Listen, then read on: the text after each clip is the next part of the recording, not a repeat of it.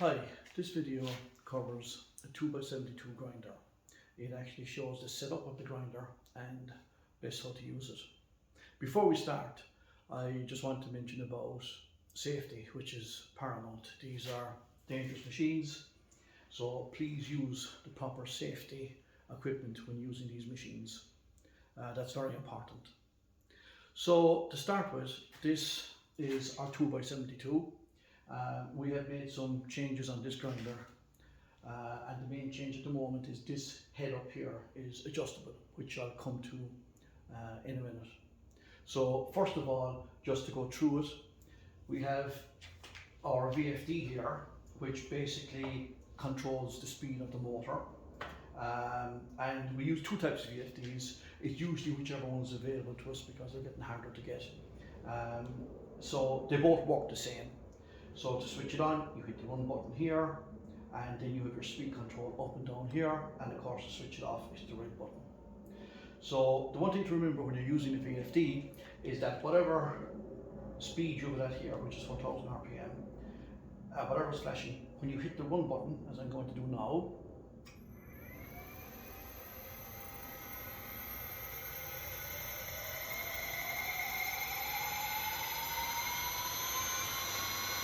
that's the speed it's going to go to.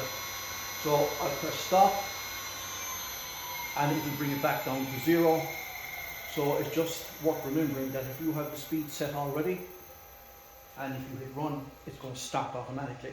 Where if you have the speed set to 0, which I'm doing now by holding down the down button, all zeros here, I hit run, nothing happens until I actually increase the speed here and hit run again.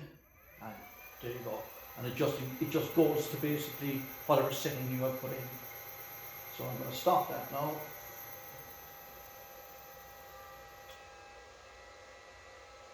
And bring it back to 0.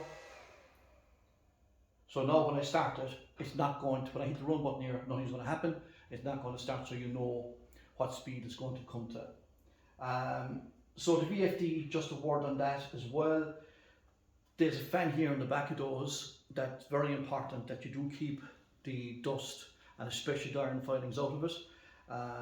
These give, to be fair, very little trouble, but any ones that we've had back with issues, they have had iron filings on it. It's very rare one of these will give trouble on their own. So it's important to keep it away from the grinder. There's a meter of cable that comes with it, so it is important to keep it far enough from the grinder that's not sucking in any of that dust that you're grinding. Obviously you need to have it close enough to switch it on and off, but usually a meter away should be enough. Some people will encase them, which I would recommend, put them into a case. They still need ventilation in the case that you put it into, but it will help them and along the life of these VFDs. So to move on, the 2x72, to put a belt on it, all we do is, the easiest way to put the belt on is just push this down, lock this here in place, like that. You don't have to tighten this too much, that will hold it down. We take a belt,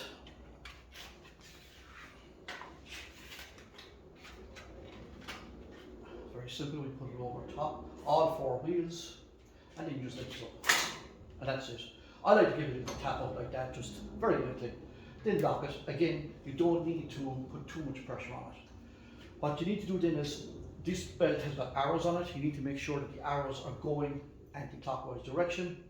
When you've got the belt on, you can move it by hand to see how it's running. And as you can see there, it's running slightly in here, which isn't an issue. All you have to do, that's it, all you have to do is just adjust this here, and there it actually moves it out. It's a bit hard for me to do here because I'm at the wrong side of it. But once you've got the belt running right, and you're happy with the way the belt is running, I would suggest then bring this up to about, say, 1000 and just hit run. And then you can adjust the belt in or out as you need it.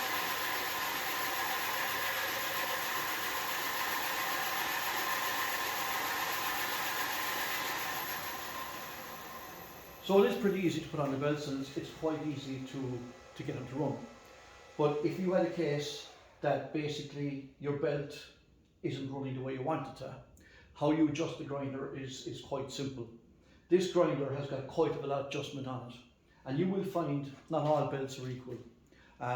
It depends on the make of the belt. These are 3M belts I find very good, but to be honest, some belts basically just, they don't run properly and you do have to adjust them.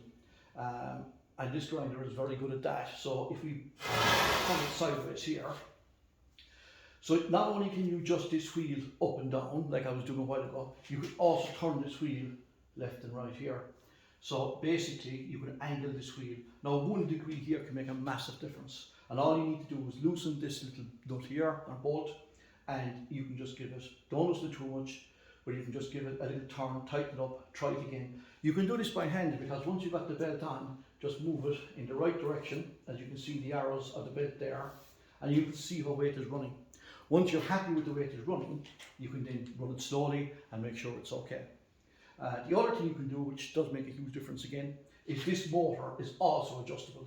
There's a bolt here at the back of the motor, and by pressing that, by turning that bolt in, that you can angle the motor this way. By loosening out the bolt and just giving this a little tap, you can angle the motor in the opposite direction. And that again, as you can imagine, would make a huge difference on the way the belts run. To change the belt here, it's only a degree or two. It's once they're actually on line and it's running 90% there for your 95%, the changes you're going to make are minimal. They're quite small. They are a degree here, left or right, a degree left or right here can make a huge difference. So if it's a case for some reason you decide that you want to check it out completely, the golden rule when you're setting these up is that this wheel here and this wheel are completely parallel. So you'd run a straight edge between the two of these and make sure that they're dead in line. If they're not, it's quite simple. This one obviously isn't adjustable, so you can just, again, with this bolt here, you can put it dead in line, or you can move the wheel in and out on the shaft. There's a little grub screw on the wheel, you loosen that, you can press it in and out. But generally, this is all done before you get the grinder, so you shouldn't have any problems like that. But it's no harm to know how to do it, because as I said, some belts will require a little tweaking to get them running properly. The other thing I would say as well about the belts, very important not to leave pressure on them overnight. Basically, the belts will stretch. You've got the belt running perfect today, you leave it on overnight, when you come back and run it again, you'll find that the belt has a little wobble on it, and that's because it's after stretching. And you won't get that back out of it. Once that happens, it's the way the belt is. Heavier grit belts that you're really just taking off metal with, little wobble doesn't make a difference. But obviously, of course, as the finer the belts get and you get more precision in what you're doing, you need the belts running true. So what I do suggest is, when you aren't using the grinder, it is important, take the belt off the grinder and just let the pressure off. Take the belt off and let it go. Obviously, the head here, you can adjust the angle by loosening this bolt and loosen this bolt a little, and then you can change the angle of the head forward or back. Even though a lot of people don't do it because the tool rest can do the same, has the same function, which I'm going to show you now. So once you've got the belt on, and the easiest way to put the belt on is having the tool rest off it, and you're happy the way it's running, the next thing you do is you get the tool rest, put it into place,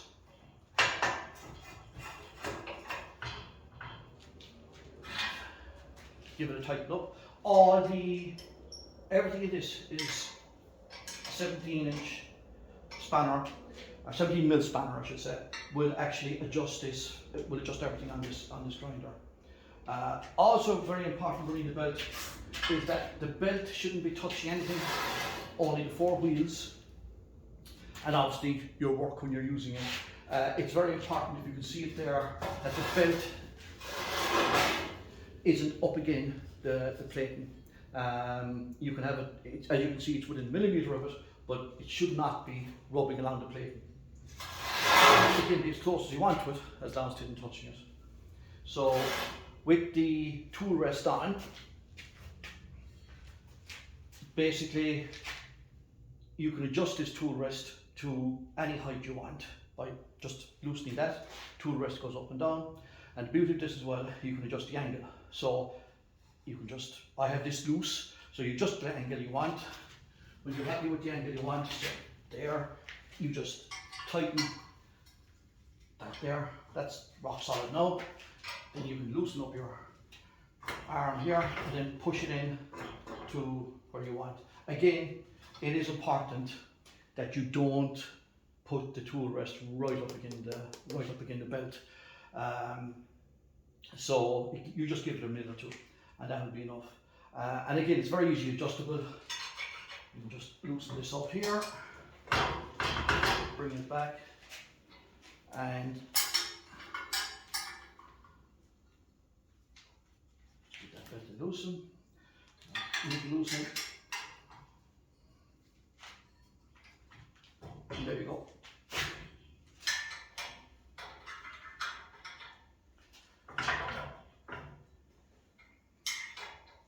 Now it's always important to keep everything nice and tight, so you haven't got movement on it.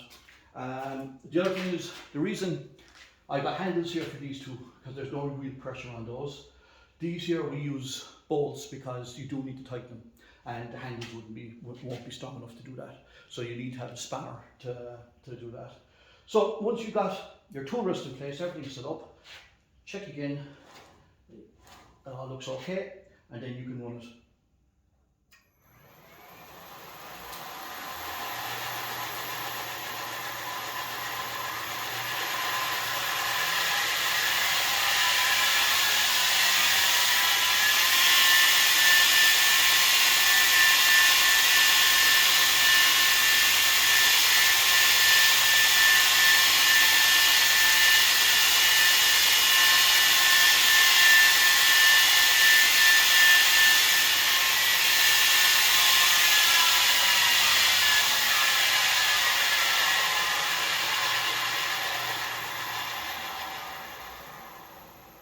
Okay, as you can see when I was running that, I was just adjusting it to show you, you have movement in the belt and you can move it in and out here. The plate here, the way people ask me to build them, the way I generally build them is that I do have the belts always running to the edge of the plating. People always ask me to do it that way because if they want to do some profile on the knife, it just makes it easier to do it on the edge. But you can move it in, you don't have to have it on the edge. By adjusting this here, you can move that belt in and out. And again, if you want to even move it farther, by just changing this a degree, left or right, that will make a huge difference to where this belt is running. So basically, it's just very, very adjustable. So that's about it on the 2x72. If anyone has any questions, please email me at my website, uktools.tools, and I will get back to you. Thank you.